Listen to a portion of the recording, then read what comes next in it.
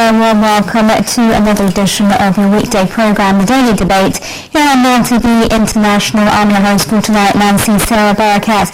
And continuing on with our special coverage of the Africa 2016 Business Forum, tonight we're going to be taking a look at the forum as it has come to a close. And we're going to be looking back at some of the most significant outcomes of the two-day summit that took place in the Red Sea resort city of Sharm el-Sheikh, with the aim of boosting private sector involvement and investments in the African continent. The summit was inaugurated by President Abdel Fattah el-Sisi yesterday, who stressed in his speech on the importance of boosting cooperation with African nations in all fields. The President also asserted on Egypt's keenness on establishing logistic and industrial zones in the Suez Canal area, describing it as a major and aspiring project that will contribute to pushing the African trade movement with international markets. Tonight we're also touching on some of the meetings that were held on the sidelines of the summit, with a special focus on President el-Sisi's meeting with his Sudanese counterpart and the Prime Minister of Ethiopia, which saw the three statesmen agree on a number of economic and political issues. The President also met with his Nigerian counterpart, during which they discussed boosting cooperation and called for joint collaboration in the fight against terrorism. Just how successful was the forum? What was some of the most important outcomes of this two-day meeting? Will it be able to boost inter-African trade and investment? Will we be seeing a repeat of this particular summit on a yearly basis? What were some of the agreements reached on the summit sidelines? That and much more will be discussed later on in the program, and I welcome my guests here in the studio. But as always, we like to bring you some stories making headlines as well. We start off with Syrian President Bashar al-Assad, who has said he was ready for a ceasefire on condition that quote-unquote terrorists did not use a lull in fighting to their advantage, and that countries backing insurgents halted support for them. His comments were made as the Syrian opposition said it had agreed to the possibility of a temporary truce, provided there were guarantees that Damascus's allies, including Russia, would ceasefire, sieges were lifted, and aid deliveries were allowed countrywide. He also said any truce must ensure that other countries, especially Turkey, are prevented from sending more terrorists and weapons or any kind of logistical support. Al-Assad stated that his troops were now close to fully controlling the northern city of Aleppo and were advancing towards Daesh's stronghold of Raqqa. Once he has control of the country, Assad also said in the interview, the next step would be to form a national unity government that would lay the groundwork for a new constitution as well as general elections. French Prime Minister Manuel Valls pledged greater military assistance to the former French colony of Burkina Faso and other countries in the Sahel region in the face of a growing insurgency. Valls said assistance would come in the form of help for a 2-year-old development and security body known as the G5 Sahel, comprising Mauritania, Mali, Niger, Chad and Burkina Faso, as well as support for the United Nations peacekeeping force in Mali. The French Prime Minister was in Burkina Faso as part of a 3-day tour with the Minister of Defense Jean-Yves Le Drian that incorporated a visit to Mali, which experienced a similar hotel attack in November. France is the largest Western power involved in fighting insurgents in the Sahel, with around 3,500 troops based in the arid region that stretches across northern Africa from Senegal in the west to Sudan in the east. And those were our top stories for tonight. And before I welcome my guests here in the studio, let's start off with our first report for the evening and a closer look at President Abdel Fattah el-Sisi's inaugural speech, and then we'll be back, so do stay with us.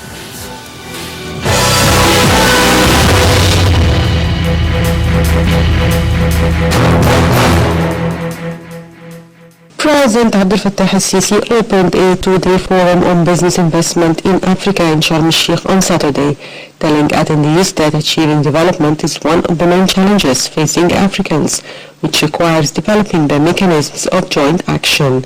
President al-Sisi said Egypt is looking forward to the future establishment of the African Free Trade Zone. The President also discussed main key points that would represent a platform for action for the African continent in the coming period. In his speech, President Sisi stressed the importance of developing human capacity, along with giving adequate attention to African youth education and its development in a way that would provide youth with the necessary skills to engage effectively in the labor market. Sisi also discussed the importance of raising productivity growth and the focus on the transition to knowledge societies through developments in the field of research and innovation. He added that achieving development, which is considered the main challenge that all African countries face, requires that countries work on the development of mutual mechanisms through regional integration models, especially the close link between the requirements for economic development in Africa and the need to execute large regional projects in several fields, including infrastructure.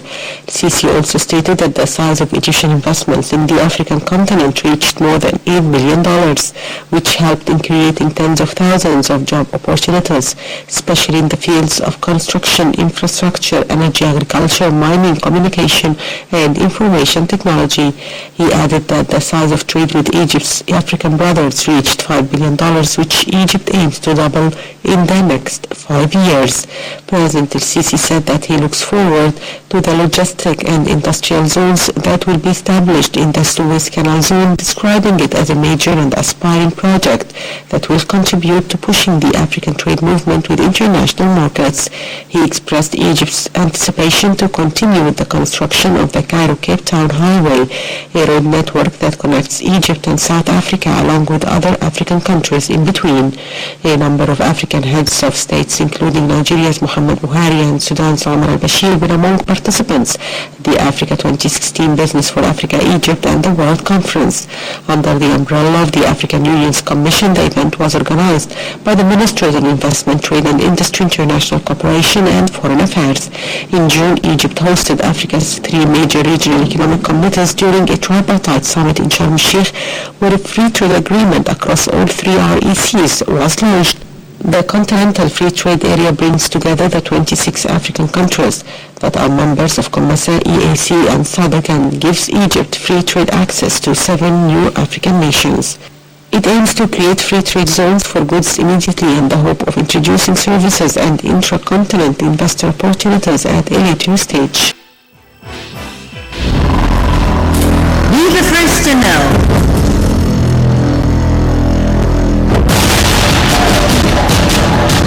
The news live at the site of the event. Information on events as they are happening. If it's breaking news, it's Nile TV. Have you got a good story? Get in touch with Nile TV. Send us your videos, pictures, and stories. Email us on our website. Contact us on Facebook. Follow us on Twitter. And also Google+. Be part of making the news. Only on Nile TV International.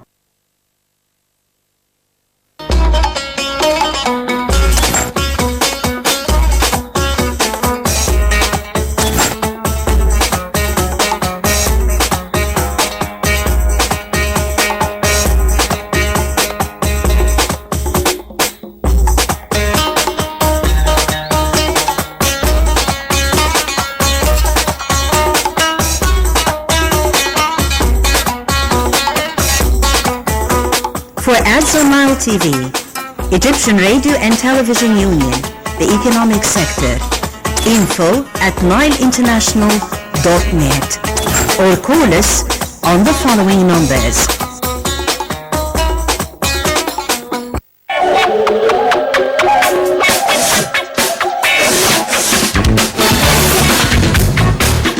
Nile TV International is your gateway to all the breaking news events across the world. We're the most constant news service of the world. We make all the difference. The entire world is shifting towards social media. That's why we're following you and we're capturing the latest.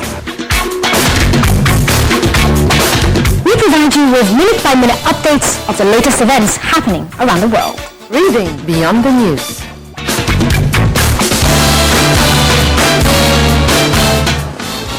Catching the news and following the latest and the most significant events. You'll still be in the majors. It will be just a different sport. News updates minute by minute. Where we have been, where we stand now, and where we want to be in the future. Whatever is making the headlines, we'll bring you the story.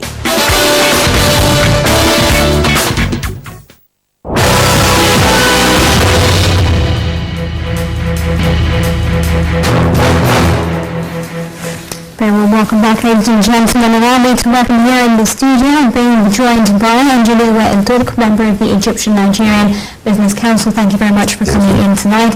Also, I have the pleasure of being joined by Engineer Hassan Shaban, a former assistant to the chairman of a left party. Thank you very much for coming in. Let me start off with you, Engineer Hassan, ask you about your overall impressions of the summit and its outcomes.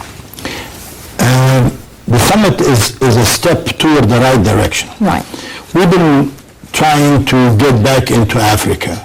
We've neglected Africa for about 3 decades, and this allowed a lot of competitors to exist in Africa and probably offer the African countries better investment chances, because we were absent and we did not really play the role that was expected from us, that we started in the 60s and the 70s, but definitely the conference is a step in the right direction. We need to strengthen our relations with our African neighbors. We need to stress on the fact that we are part of Africa. It's a very unique situation. Indeed, we are a part of the Middle East, and this attracted us toward a certain direction, but definitely we are part of Africa, and we would like to stress on this, and maybe we require to do a lot of homework locally, right, to make everybody understand that we are not an isolated island. We do not live on an island. We are part of Africa, but so far we do not feel this. Right. Do you think that was reciprocated though within the summit itself, that again Africa also felt now that Egypt is part of it, and it's just not about Egypt feeling part, but also Africa welcoming Egypt back? Definitely, right. Definitely. There's a lot of issues that we could cooperate with African countries. We have a lot of expertise that we could offer to the African countries, and we are in the process of developing the Suez Canal area, for instance. We could serve as a gate to reproduce some of the raw materials that Africa produces in the Suez Canal area and export it to the Middle East countries.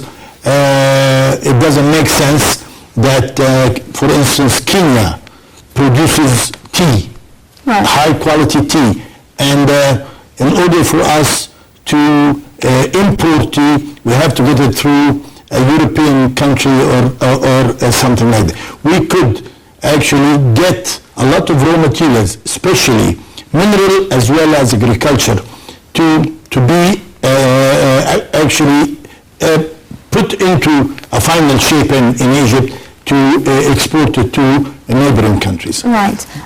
If I come to you, Engineer Wael, and ask you obviously the same question, your overall impressions of the summit, and as well perhaps the most important, what you saw as the most important outcomes of this 2-day summit. Well, as Engineer Ibrahim said, that it's the first step.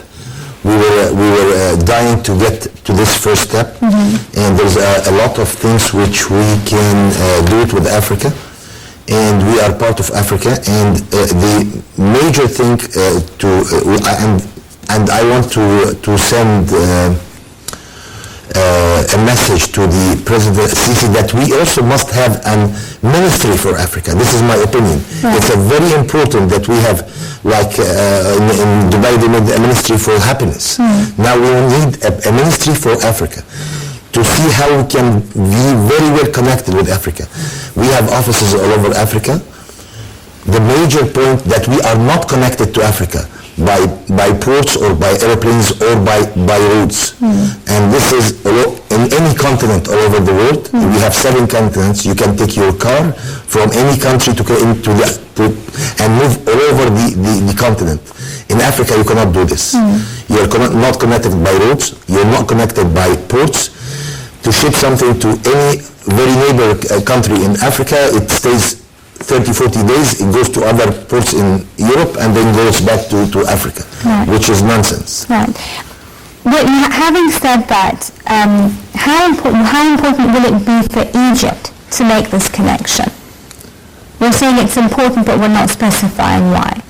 It's not important for Egypt only, it's important for all Africa. Right. Africa have all the sources of the minerals all over the world, and everybody is squeezing Africa and taking all these minerals as a raw material, and they are giving us the peanuts and they are making all the money. So if we have good connection with Africa, we have the experienced people who can improve these raw materials and make it, instead of for example, if the cost of is X now, we can make it 20X by adding some technology to, like we did in a lot of factories. Big factories has done factories in Africa because the copper is in Africa and it's cheaper to do so we have tons of people who move to close to the raw material and done this already. We have to do it on all the materials. Also, Africa have the widest continent on الخط الاستواء اللي هو on the equator. So we have the widest and we have the most water all over all the continents, and we can, if we can, Africa can feed all the world if we took care of the water and the land. So the minerals, the agriculture, and then we go to the agriculture, you're going to talk about the animals. So you can feed and the resources in Africa. The water if utilized properly, you're saying that Africa can be self-sufficient to a large extent. Since we're talking I'd like to add something to what Engineer Wael just said.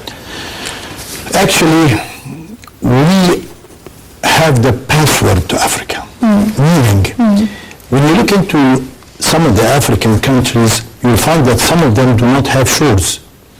Accessibility to a lot of them. All the Middle African countries. Right. In the Central Africa, all these countries are trapped into the desert, like Chad, all the way to West Africa. So a port like Safari or Marsa Alam, this could operate as a Red Sea port as a service to these countries from the Red Sea. All the trade that comes from the Far East could go to the Red Sea, and we could connect these two important, or one of them, important port to the heart of Africa. Right. This will actually be a service business, which is a very lucrative business. Service is a very attractive business, and it's very profitable, and money could be made from providing services, not only to industrialize the country. No, we could provide a service of transporting goods from the shores of the Red Sea into the heart of Africa. Right. So the same thing applies to Sudan. We, Alexandria, Damietta, Port Said are the ports of Sudan on the Mediterranean. So far, we did not utilize this advantage. I mean, all the goods are coming to Sudan from Europe.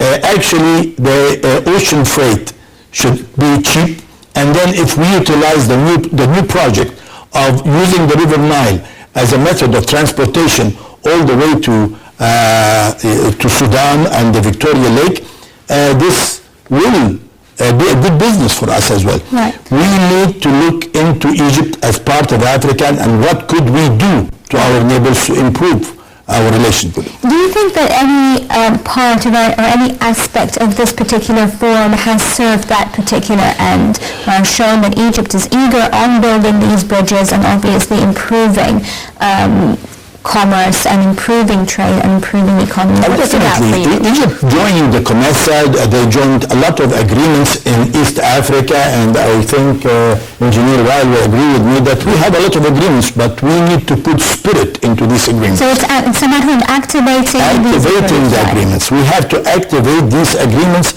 or it will just be, we have thousands, hundreds What of do you agreements. think are some of the obstacles facing African businessmen? I mean, I've spoken to some, they said there were visa restrictions, there's obviously the bureaucracy. Not only that, let me put it this way. Okay.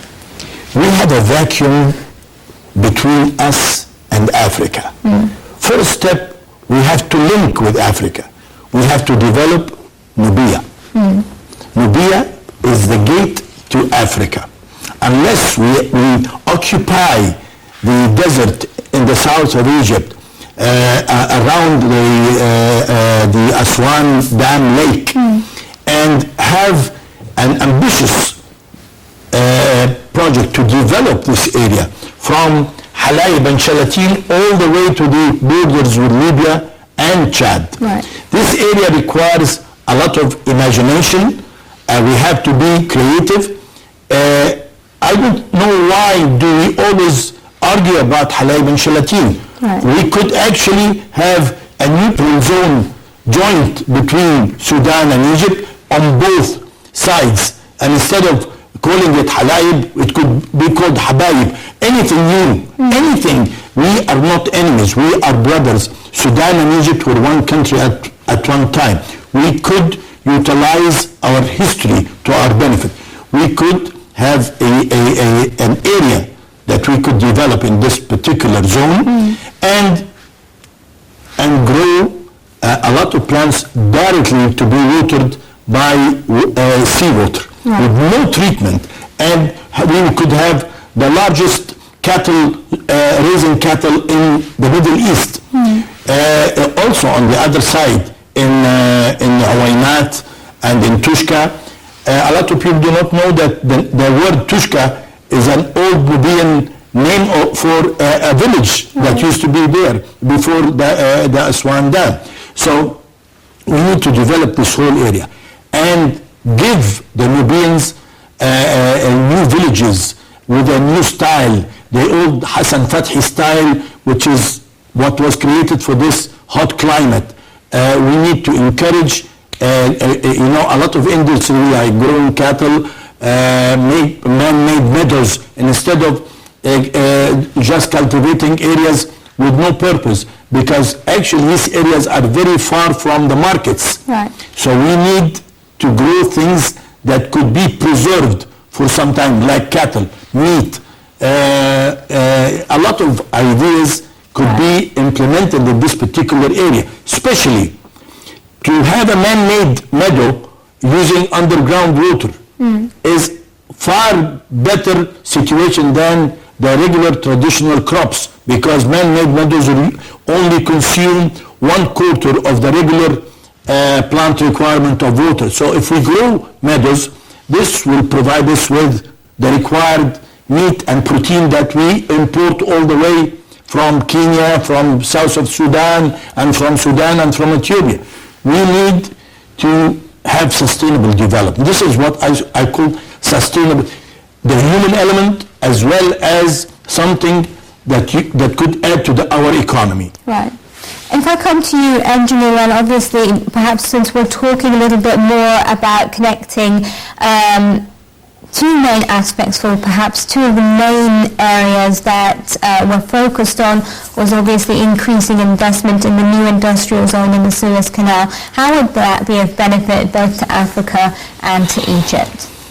Well, Suez Canal, it's in Egypt, but I think it's the the key or the door to all Africa to increase their income. Right. So if every country in Africa have a lot of resources. So if they just bring these resources and manufacture in Suez Canal, that will be a benefit for Egypt and benefit for the country of the which is investing in the Suez Canal. So and also there's a couple of ports just beside the Suez Canal, so they can just directly ship it to all over the world wherever they want to ship it. So that will be also act as a gateway for Africa to the world. Yeah. What about the Cairo-Cape Town highway, which is obviously a road network that connects Egypt and South Africa? How important would such a highway be, especially as you mentioned that we need more roads between? I think this is the most important thing from this summit, that they already announced for it, and I hope that we can see it in our lives. Right. Because this is a very important point to connect Africa. There is no other way to connect Africa except by roads and ports and airplanes. Right. So this is the very important point, is from here to Cape Town, and I think we need another two crossway from Nigeria to the other side of the continent. Right. To be sure, and of course we have one in the north between us and almost to Morocco.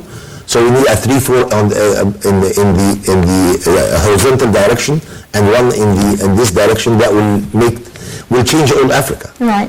Again, if I come back to you, Engineer Hassan, how do you view, because this is something that even the President stressed in his opening speech about the importance of establishing and constructing this Cairo-Cape Town highway?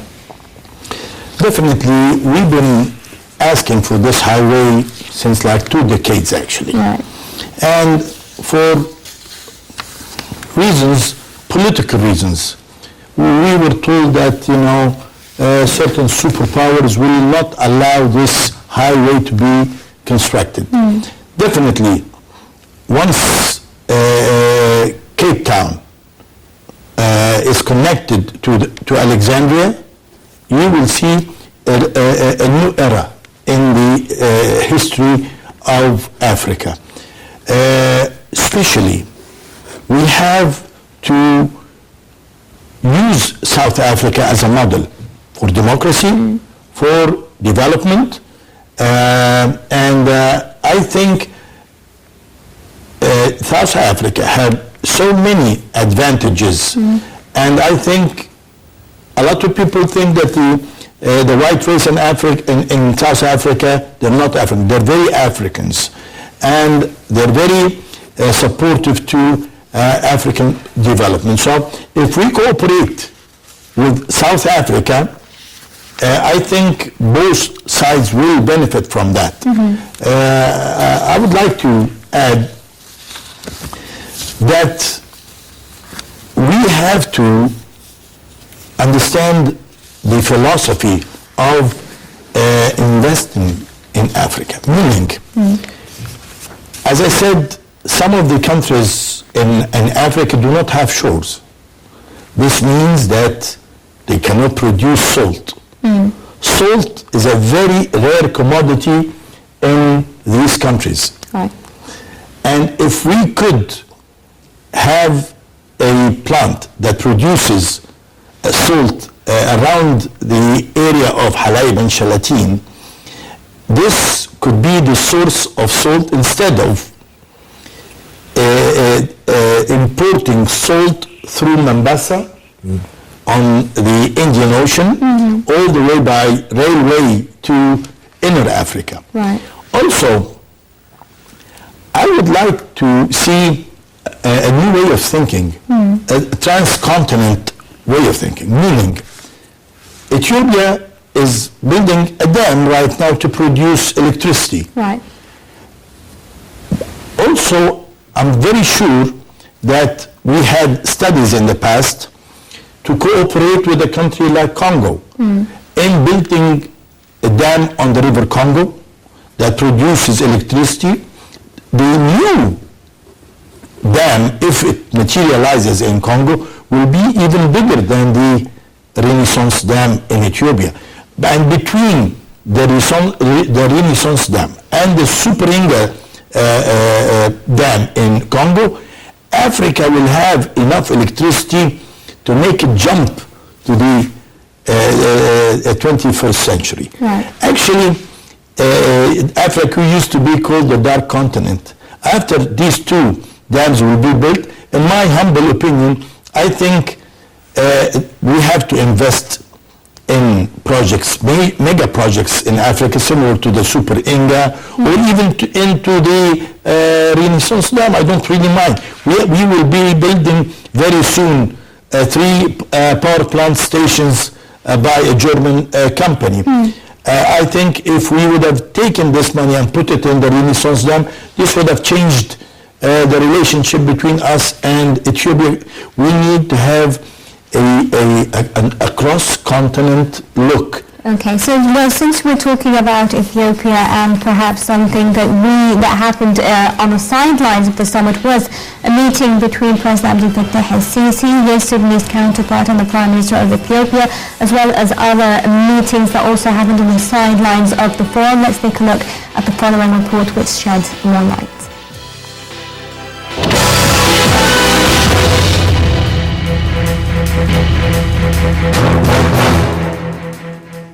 Egypt, Ethiopia and Sudan agreed on Saturday on cooperation means between 3 countries in various fields, according to presidency spokesman Ala Yusuf. President Fattah al-Sisi, Sudanese President Omar al-Bashir and Ethiopian Prime Minister Hailemariam Desalegn agreed on the importance of bolstering cooperation strategies built on trust, mutual respect and meeting the ambitions of nations in facing common challenges. In a summit meeting during the African Investment Conference in Egypt's Sharm el-Sheikh, al-Bashir, al-Sisi and Desalegn asserted their commitment to strengthening cooperation and building on common interests through solutions that achieve mutual gains for the 3 countries. The 3 leaders agreed on mandating that the foreign ministers of the 3 countries study ways of establishing an institutional framework for cooperation. They also agreed on the establishment of a co-financing fund to be used to execute developmental projects in the 3 countries. They decided on the formation of 3 committees, political, economic and cultural, where the Political Affairs Committee coordinates the workings of the 3 committees in fields of communications, technology, scientific research, agriculture, tourism and culture. Other fields of cooperation would include intelligence and security cooperation and the exchange of information, especially in the field of terrorism, and collaboration in the fields of military and security training. They also agreed on encouraging joint parliamentary meetings in the 3 countries' parliaments, which would contribute to deepening mutual understanding on a public level. The leaders also agreed on holding yearly talks at the summit level while looking at the suggestions on cooperation mechanisms in their next meeting after 6 months. The summit meeting between the 3 leaders was planned following talks held during a security conference in Munich between Egypt's Foreign Minister Sameh Shoukry and his Ethiopian counterpart over Ethiopia's Grand Renaissance Dam. On Friday, Egyptian Minister of Irrigation Hossein Mouradi said that the country's State Council has approved a finalized draft of the contract to be signed with French consultancy firms responsible for studies related to the impact of the Ethiopian dam. Mouradi added that both Ethiopia and Sudan have been officially informed of Cairo's readiness to sign the contract in the upcoming days.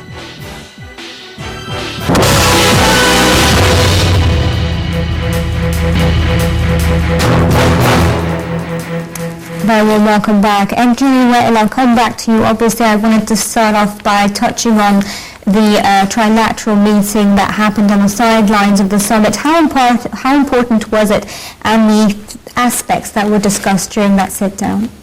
We and Sudan, I think we are one country, and we've been one country for thousands of years. So working with Sudan, this is something. But with Ethiopia and what's going on with Ethiopia, I think we have to have more connections with them in the different by all the means, in the electricity, in the technology.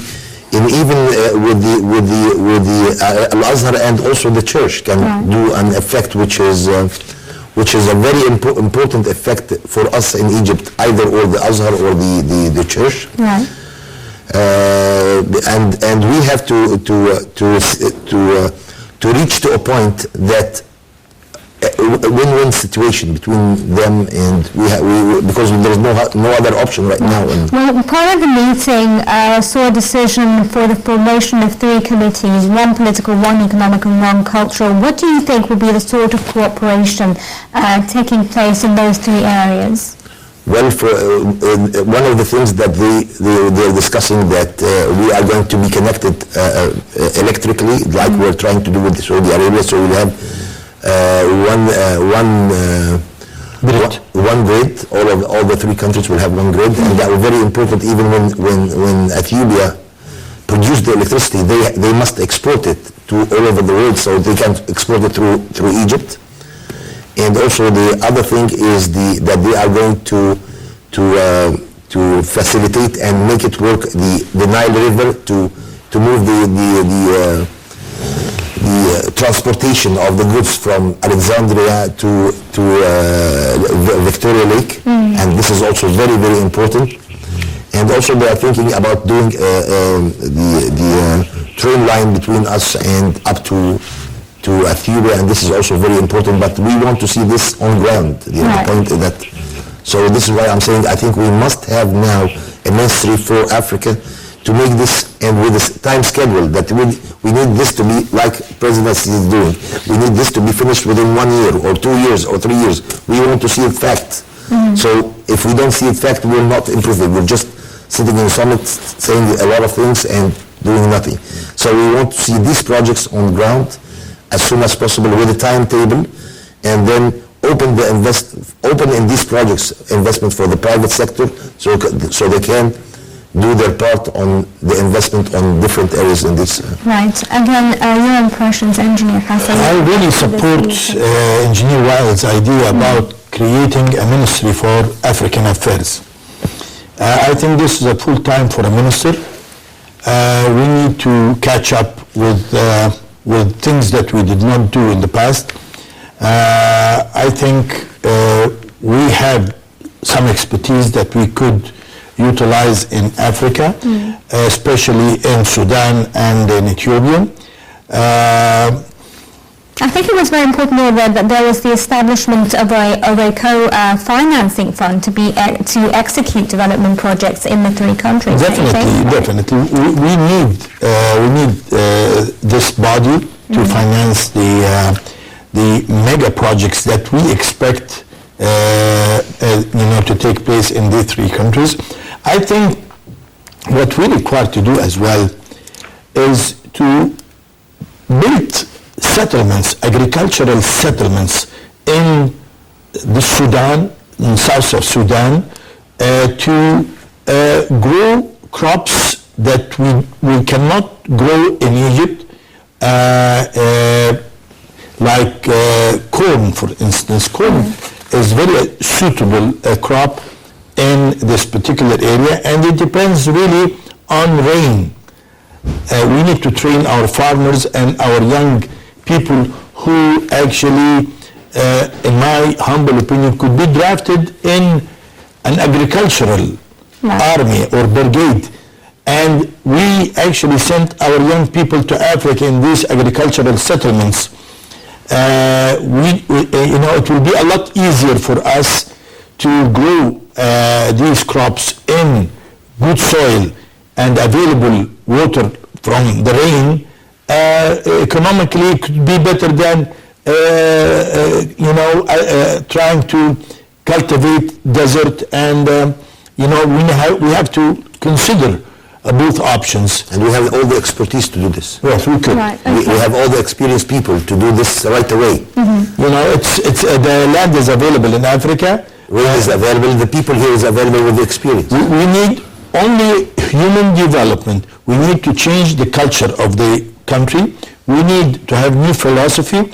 We have to implement the idea that Egypt is part of Africa, and there is no harm from mobilizing to a country like Sudan and even settling over there, because I was in charge of a file in the north of Sudan.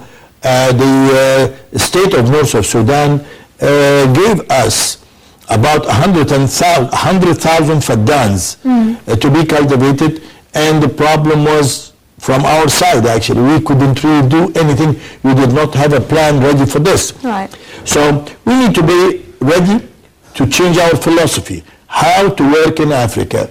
We need an army of young people that waits for a chance. Right, and that will definitely also create huge job opportunities. This is why we need a ministry for Africa, like yesterday, not tomorrow. We need this ministry with a schedule to be done, not just ministry and target.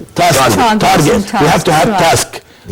Task number 1, number 2, number 3, and to be on timing. Engineer Wael, I just wanted to ask you, because there was also another meeting, and since you are a member of the Egyptian-Nigerian Business Council, the meeting between the President Abdel Fattah al-Sisi and his Nigerian counterpart. How did you see that? Well, Nigeria is the largest country in Africa, and everybody, when he goes to the United States, he says that the United States is the dream of the money, the land of the gold. Right. I think that Nigeria is the land of the gold. Right. Nigeria have resources in everything you can imagine, and nothing is cultivated and nothing is improved.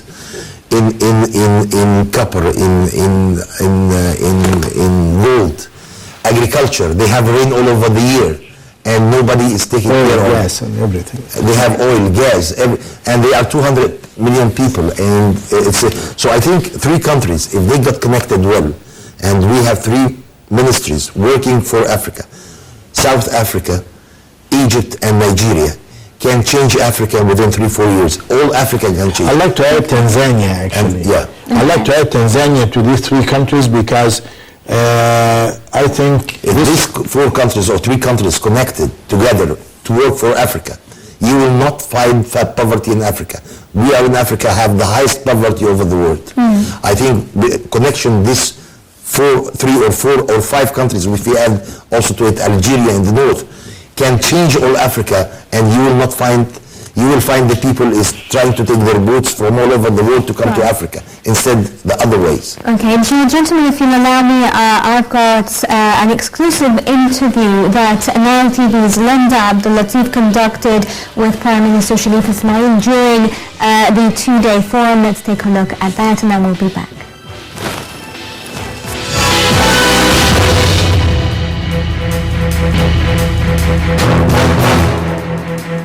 Memorandum of understanding that was signed today. It's a very important one for the cooperation between the government organizations, and I think it will take some of the activities related to SMEs forward. And also, how do you see the significance of holding this Africa 2016 forum in Egypt? It's an excellent conference. I think we have had participants from all over the continent, and it's sending a message that Egypt is capable of playing a major role in the business and trade opportunities within the continent. Finally, a message that you want to send to the foreign and the African investors to come and invest in Egypt? I think there are significant opportunities for investments in Egypt, in the infrastructure, in the oil and gas business, in the petrochemicals, in the textiles, in manufacturing, in everything, and power generation, renewable energies. And I think this opportunity not only is within Egypt, but it also extends within the continent of Africa. And I think there are major opportunities we need to seize, because this will help the economy, or the Egyptian economy, and also the economy within Africa in total.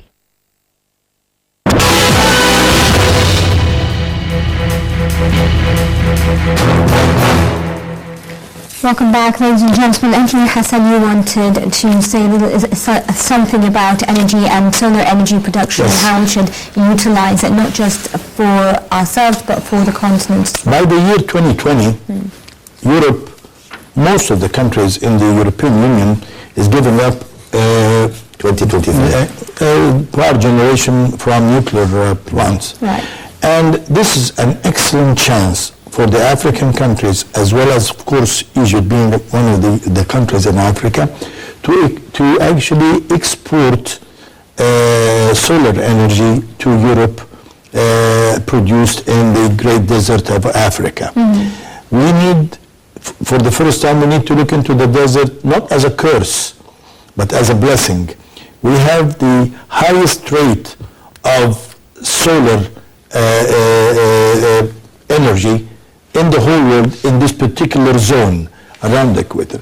We could actually cooperate with Africa and reach agreements with the European Union that these countries will export energy to them, and maybe we could take a percentage of this energy and have clean energy, like we take 1% or 2% of the produced electricity, and they would finance that. We have a lot of chances. We need to prove to the European Union that we are important to them. We could give them something, something that they really need. They lack energy, we could provide them with that. They need salt, because actually most of North Europe suffer from the high and low tides, and we do not have the same sun, the blessing that we have, and we consider it a curse that, our country is hot. We need to be the main source of salt. Salt is very important material because actually it's like oil, but of course cheaper. You could break it down to a lot of material, products like potassium, sodium, bromine, whatever.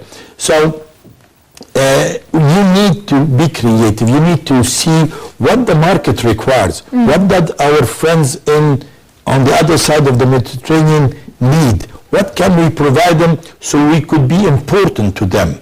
Instead of asking for aid all the time, we could provide them with services and raw material or energy that they need in their Right. And finally, Engineer Wael, also the point about that the President made, and that is the establishment of a free trade zone in Africa. How important and how vital would that be as well? Well, this is a very important point, but I hope that we reach that we are all one continent, one country.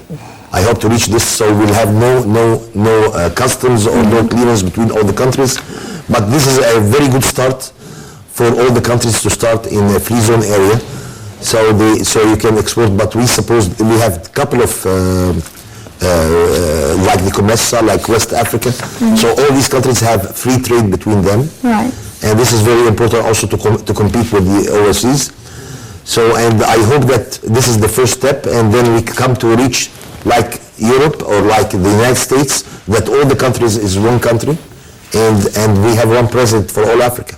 How did you see the representation of the African Development Bank? The head of the African Development Bank, Engineer Hassan, was here, and he obviously said that he would be providing $1.5 billion contribution to Egypt's new administrative capital. How did you see that particular development?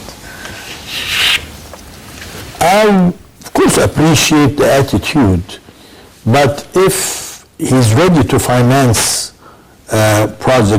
projects in Egypt and provide us with $1.5 billion, I would be very wise in utilizing this money, because I have to tie the development of the new capital to the market needs. And if he's ready to assist us economically, I would consider using some of this money in projects that will yield a fast return and utilize a lot of our unemployed young people in Egypt in agriculture or in industry related to agriculture. Right. We haven't spoken about tourism. I mean, tourism is the main pillar for us here in Egypt, and definitely I'm sure we can also use and market Egypt to Africa, specifically to Africa,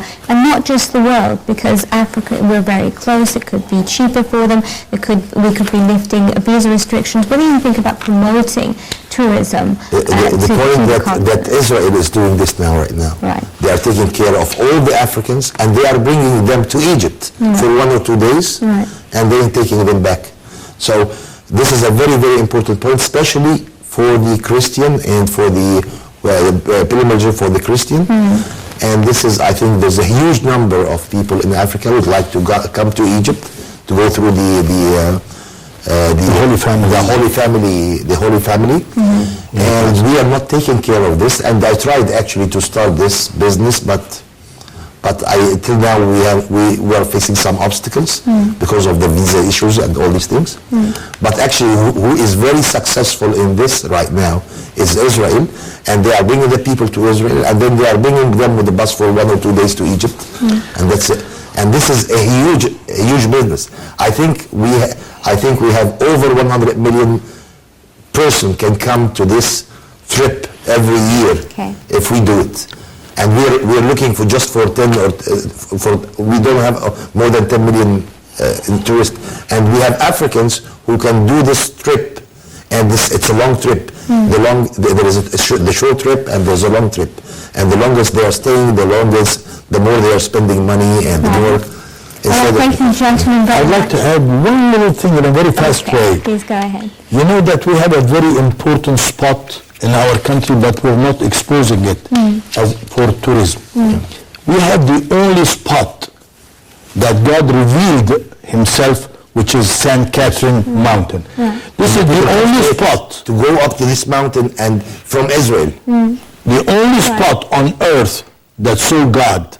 So we're not promoting this as if it is not there, and this is really shame. I'm being told that I have to wrap it up. Thank you very much, Engineer Hassan Shahban, former assistant to the chairman of Al-Wafd Party, and Engineer Wael Turk, member of the Egyptian-Nigerian Business Council. Thank you very much, gentlemen. And ladies and gentlemen, that's all the time we have for tonight's Daily Debate. Thanks very much for watching, and goodbye.